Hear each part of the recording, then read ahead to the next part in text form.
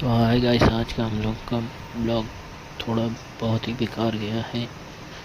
आज मैं सुबह आया, जल्दी से कोयला डाल दिया और मुझे तंदूर भी खाली किया था, इसलिए जल्दी जल गया।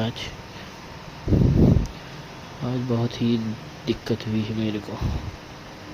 मैंने यहाँ ड्रेस चेंज करके फिर वो कर लिया था। उसके बाद ऐसे ही फिर थोड़ी देर ऑर्डर नहीं आया, ऑर्डर कम चल रहा था आज।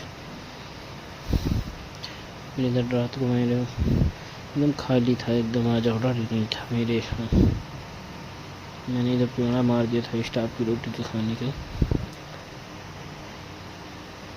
और मैं इधर फिर साफ सफाई करके एकदम रेडी रख दिया था। फिर